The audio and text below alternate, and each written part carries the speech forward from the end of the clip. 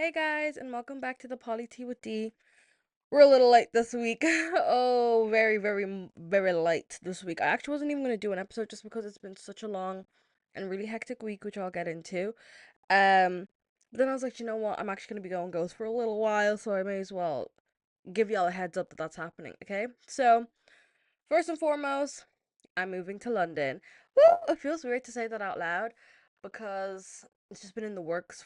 It's kind of weird. It's been in the works for ages, but then it was more like I was just thinking about it. Me and my friend were talking about it, but now we have a contract signed for a house to like rent or whatever.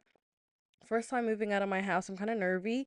And London, it's just a big city, and I actually wanted to move to Vancouver, but then I visited Vancouver and I actually really loved it, and like one of my best friends lives there, but I was like, it's just too far. Like it's just too far. Like what you mean if I just want to pop home for a weekend? That's like just not a possibility because it's so expensive. Like no, I can't live like that. Sorry, that's crazy. Okay. But anyway, I like have wanted to move for so long now, just anywhere. So I landed on London, and it's actually funny because I went to Beyonce last year in London, and me and my friend were on the tube and we were like, we could do this, like we could live here. I'm not moving with the girl I went to Beyonce with, though she is visiting me because we're gonna see Bad Bunny also in London. But I was like, this I could do this. Like this feels like it's supernatural to me. Like I could live here. And now I will be living there. You know, the colonizers won in a way because it's like damn another I keep getting those TikToks sent to me where it's like um an angel loses its wings every time an Irish person moves to London, and I'm like, yeah. Like everybody's sending that to me and I'm like, little do you know somebody else has already sent this to me, but I know, but I do think about it as like reparations, like, yeah, you stole so much from me and my people that yes, actually I do get to go now and drain your resources so I can have a hot girl summer in London. Like, thank you, actually. This is what I deserve. Getting my lick back, if you will. So that's how I like to think about it. But yeah, I'm moving with two of my friends, and we're moving in a week. No, a week and a half. I haven't packed, mind you. No tickets booked. Like everything just was happening so fast and so slow. Like we found this place that I found this place. I loved it. My friend was in London. I was like, please go view this for us. Viewed it. And I was just me and this man emailing back and forth. I was like hustling, like please, like every form they wanted, we were signing everything. And then eventually, and the referencing thing, bitch, I ain't got a job. This is my job, the podcast. I mean, it's not even really, but this is my like main thing right now that I'm doing. So I was like, damn, like are they even gonna wanna? Are they gonna let me stay here because I got no money? But no, it's actually fine. Everything worked out in the end. Everything worked out in the end, and I'll get a job when I'm there. I'm sure. I'm sure. Like I keep seeing all these articles about how youth employment is like at its worst, like unemployment in London or in the UK. So I'm like, that's really good that I'm moving there at that exact time. Like that's really nice to hear. That's exactly what I needed. But sure, look, sure, listen. I'm not gonna think too much about it. I'll figure it out when I get there. But yes, I'm moving to London in the next like week and a half, which is why the podcast will have to be on pause for I'm saying 2 weeks right now, because like I'm moving with me for the first few days, so that's why I won't have time to do anything because we'll be unpacking everything. But then after that, I should be smooth sailing. So I'm gonna say 2 weeks for now, but obviously once I get there, it might be really overwhelming, and I'm like, I ain't got time for this. Ain't nobody got time for that. But no, I think 2 weeks now, could be three. So the date I have in my mind is the 30th of May. Should be my comeback episode. My comeback! Wait, what is that? Let me double check what the 30th of May is, because in my mind that's a Saturday. Yes, 30th of May. If I'm not back by then, it'll be June 6th, but that's kind of far. So let's just say 30th of May is when I'll be back. So yeah, so anyway, this episode's gonna be really short because I wasn't gonna even do an episode, but I was like, you know what, let me just do a quick rundown before I go, and also alert you guys to the fact that I am going. Why am I moving to London? Did I say that? Yeah, just that I need to change the scenery. Also, I never did Erasmus. I didn't move out for college. Like I have been in this bedroom my whole life. Well, since I was like 8, or in this house since I was 8. Like this can't be my life. I'm 23 now. I'm so young. I'm a child. You guys, you know this. I'm a child. Even so, time to spread my wings. I'm like a bird. Yeah. Anyway, what did I get up to this week that has made me so exhausted? So many things. But one thing I did do was I went to Drogheda and I filmed a podcast episode with Molly, who runs the Healing Gals podcast, right? So this is the first podcast I've ever been on as a guest. I don't actually even know when the episode is out. But I'm so nervous for it to come out because like I feel like I was word vomiting a bit, and at the start like my brain just was glitching because I was already like in a situation that I've never been in before. I was just like, what's going on? And she was asking me really simple questions, but my brain was like glitching. I was like, wait, what are you talking? Like, what? And then I don't know. Hopefully, when it's edited together, I won't look really stupid. I think after like the first like 10, 20 minutes, maybe half an hour, I started to get into it. But when it's out, I'll let y'all know. And then you guys can go watch it and listen and hear me. So, yeah. And I did my own hair. If anybody's watching the podcast, the video, I did my own hair. That was another thing. It took me 2 days to do this. Well, like a day and a half. My sister was supposed to do this, but then sisters fight. You can't rely on your sister for shit. I can't rely on my sister for shit. I ended up doing this by myself. I know she's listening. I know she's listening because she listens to the pod, I think. So, but yeah. But anyway, even though she was not helpful in any way, shape, or form, I managed to get it done. It's actually really cute. So that's another thing that made me exhausted. But anyway, enough yapping. Enough yapping. Let's actually just get into this rundown. It's actually going to be pretty quick, I think. Okay, so Fianna Fáil and Fine Gael are bickering again in the media. I mean, shocker, shocker, no one's surprised. And this is over student fees. So the Minister for Further and Higher Education, James Lawless, has said that the department's overspending could mean that the reduction in student fees in the upcoming budget that was promised may not be possible. Going back on their promises, who is shocked, okay? And this has ruffled some feathers in Fine Gael because their whole thing is that they want to reduce student fees. It's kind of like their only thing, really. But anyway, they've said they want to reduce student fees, and that's part of their program for government. So when they went into a coalition, they both brought things to the table that said, if we're going into a coalition together, this is what we want. Fine Gael's thing was reduction in student fees. So now that Minister Lawless is coming out and saying that might not be possible, that's pissing off a lot of people. Okay, so what have they said? Maeve O'Connell, who's Fine Gael's education spokesperson, said, I'm disappointed that the minister is not interested in bringing to the cabinet any reduction in student fees. And she said, ministers always have choices as to how they're going to invest the funds that they have. Right, so she says this in public in the media, as always. That's what they do, okay? So then everyone's pissed now because Fianna Fáil are like, why do you keep like we work together. We're in the same government. There's actually no need for you to be saying this in public. Like, hit up my line. Literally hit up my line, okay? This is what Erin McGreehan said, okay? And she's a Fianna Fáil TD for Loud. And she's also the chair of the Oireachtas Higher Education Committee. So this is what she's relevant, I guess. She's raging. She's like, why is this girl talking about this in public? She literally said, she's a member of the same government I'm part of. Things I always say whenever Fianna Fáil and Fine Gael bicker in public because, like, seriously, get a grip. But anyway, she's a member of the same government I am part of. And we are all working together for positive things in the higher ed sector. And to then come out with this solo run, you raise these things at a committee and proactively. So she's basically saying, you should have hit my line up. This makes no sense. So that's their mess. I don't know if like what's going to even come of this, but that's just what they were doing. And then on top of this, education minister Lawless, was talking about the government's plan to introduce like a loan scheme for medical students because he's confused. He keeps saying, why do these people, once they become doctors or medical professionals, why do they leave and then, you know, go work in other countries? We need to investigate that and figure out what's going on. He thinks this loan scheme could help, you get a reduction from your loans or they help you pay back your loans if you promise to work in the Irish healthcare system. Right. So, problem with that, I'm gonna actually save him a little bit of money on this investigation that he needs to be doing, or that he thinks he needs to be doing. The reason people are leaving is because we're in a cost of living crisis. Also, where are these doctors and medical professionals supposed to live? There's no houses available, and also the houses that are available, no one wants to spend all of their month's rent, month's salary on rent. No one wants to do that. So, I've saved your money, I've saved your time. Maybe let's just get cracking on that. But anyway, next. Guys, we're actually flying through this today because I just got to get this done. Okay, next. I bet you're probably wondering why can't you get this shit done this fast every week? I don't know. Anyway, next, another bike shed. I mean, honestly, guys, this is getting exhausting. But anyway, the HSC spent €127,000 on a bike shed in a Kerry hospital, UHK. Helen McEntee, who's Minister for Foreign Affairs, question mark, why is she involved?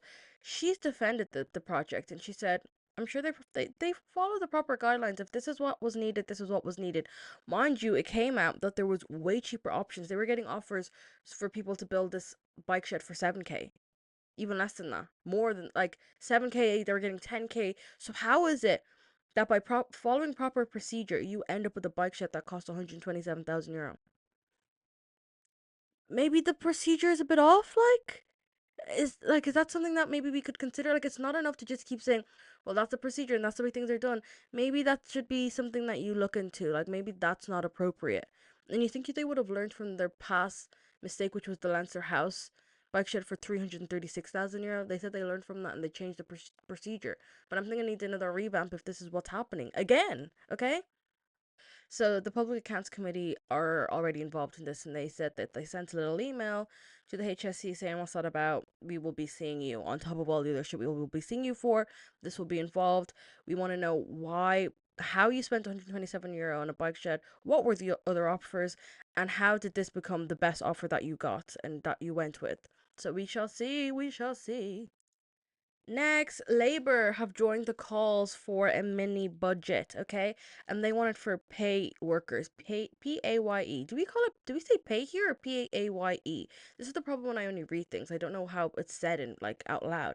But anyway, pay workers, okay? I feel like I hear people say payee. That can't be right either.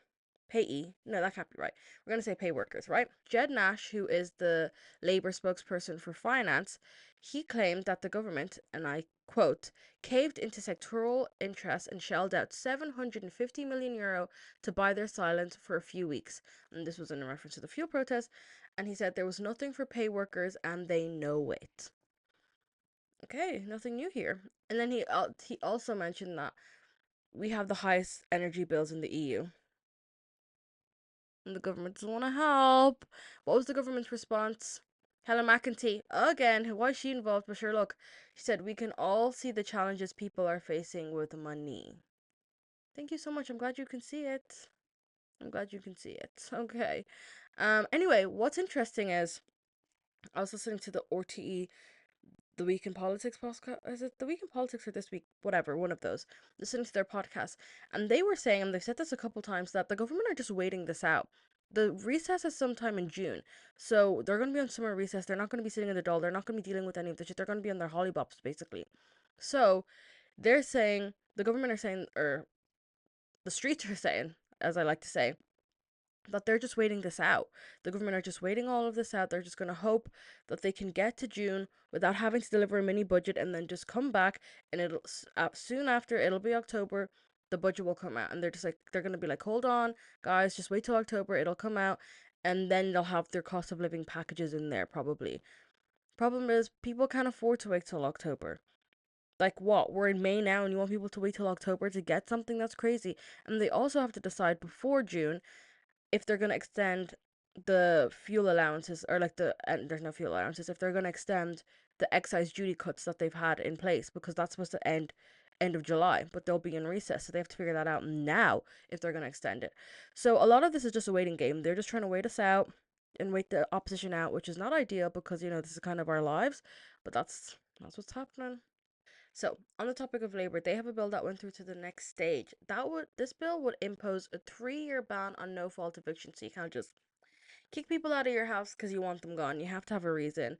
And it's called the Residential Tenancies Temporary Prohibition of Termination Notices Bill 2026. And it's now going to the next stage. So it's going to be debated by TDs. So shout out to them. Okay, last topic. Wow, I'm really speeding through this. I apologize, guys, but it has to be done, unfortunately. Okay, next, by-election. Not ideal that I won't be here for the by-election. Not like I was gonna vote anyway because it's not my constituency, but I was hoping I could do like rundowns and all that kind of stuff, but I just dead ass won't have the time. It's like so like rude of them to have it at a time when I'm moving. Like you would think they would move it out of courtesy for me, but whatever. Whatever. It is what it is. So let's talk about some of the blips that have happened during this by-election so far. We'll start with Helen Ogbu and Owen O'Canavan, okay? They've been excluded from RTE debates. I mean, so have a few people. Like, it's not just them. Like, let's go through why they're triggered. I guess that they're not triggered is such a silly word. Why they're annoyed that they're not involved in these debates. Okay, so first we'll go with Labour.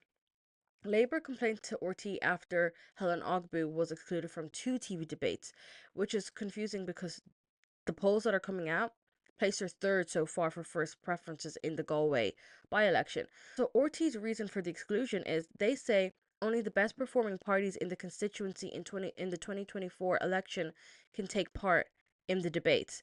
So she wasn't the only one excluded, but the party performed worse than the people involved in the debate, right?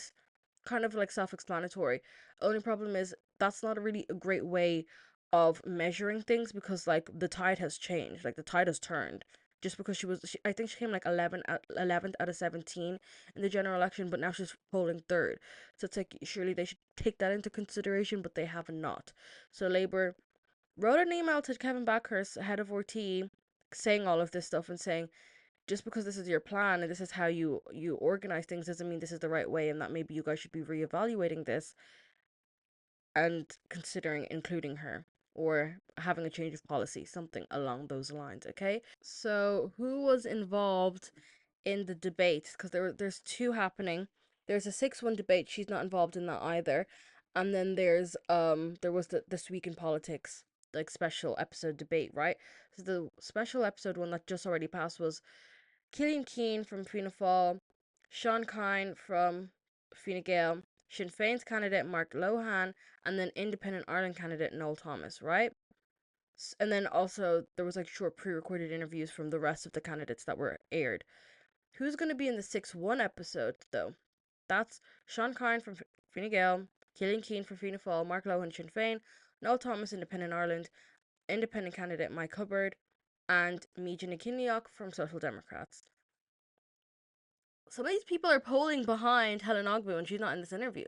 See, like, it's like, I understand the policy to a certain extent, but it's like, you made this up. Like, it's a made up policy that you can actually change when you're presented with more new information. You know what I mean? Like, it's okay to change your mind sometimes. That's just me, though. Hey, guys, I keep tripping this up. It's really confusing me, all the numbers. Like, please, bear with me. Okay, so moving on to Owen O'Callaghan. He is the People Before Profit candidate, okay? And there's 3 debates happening with RT around this election, okay? For Dublin and for both Dublin and Galway, right? The first one already happened and he wasn't involved in that one. And they've said he won't be involved in any. And that's because they have a rule for Dublin. Only 8 viable candidates are allowed, and you're viable based on your general election results, the 2024 one. So, not 8 viable candidates in Dublin, and then 9 viable candidates in Galway. So that's annoying them because they're like, why is it 9 in Galway and 8 in Dublin? Because if it was 9 in Dublin, also he'd be allowed to go into these debates, right? And it's not like you're involved in every single one. They kind of like shuffle it around so everyone gets a chance, right? But he's not getting a chance at all. And it's not that he's the only one, but he's the one that's closest to the threshold, right? So there seems to be some sort of like informal threshold, which is 4.5% of first preference votes in the general election. Problem is, he got 4.49% first preference votes in the general election. So that means this informal threshold that's been set, he's only 0.01% behind. And then there's Malachi Steenson, who got 4.9% of first preference votes, and he's involved in the debate, which makes no sense because they're a fraction apart. So People for Profit get their lawyers involved and they're like, what's good? What's good? RT, what's good? So after a back and forth and there was a petition, RT said, you know what, fine, we'll allow it. So he is actually going to be allowed to take part in RT's Radio 1 debate on May 15th. This whole situation kind of makes you think about how much one media broadcaster has like the influence, not to change an election. I wouldn't even say maybe even, but how much influence they have over an election. Because if they decide, if they have these rules which influence an election, because if different parties and opinions aren't properly heard or shared, then that influences the amount of people that will vote for them. Because if you don't know these people exist, how do you vote for them? And if you don't get to hear their opinions against other ones, how do you decide who you're going to go for? Do you know what I mean? So it is a little bit worrying that they have that much control or like that much of a monopoly on the politics in this country. Um, but yeah, that's the way it goes. It probably shouldn't be the way it goes, but it is the way it goes. But anyway, I'll read you the poll, the results of the most recent poll, okay? Just so you guys can see where we're at, right? So, this was a poll done by the Irish Times and TG Caher and Ipsos. I don't know who that is, but that's what they said. Forgot to say this is for Galway West. We have Sean Kine from Fine Gael. He's got 17% of the first preference votes. Noel Thomas, Independent Ireland, has 16%. Helen Ogbu from Labour Party has 12%. Nigel Kinliach from Social Democrats has 9%. Killian Keane from Fianna Fáil has. Damn, I should really be wearing my glasses. He has 8%. Okay. Then we have Mike Cubbard, who's an independent.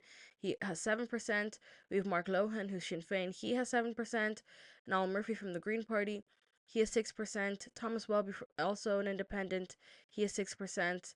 And we have Orla Nugent from Aintu, 4%. Sheila Garrity, independent, 3%. And then Denman Rook from People for Profit, 2% of the first preference votes. So that's where we're at. That's where we're at. It's actually, it's not looking great for the left, which is, I mean, it's actually not too terrible. Because if you look at second preference votes, Helen Ogbu has 11 and Mijina Kinliach has 9%. But no, Sean Kine has a lot of the first preference and the second preference.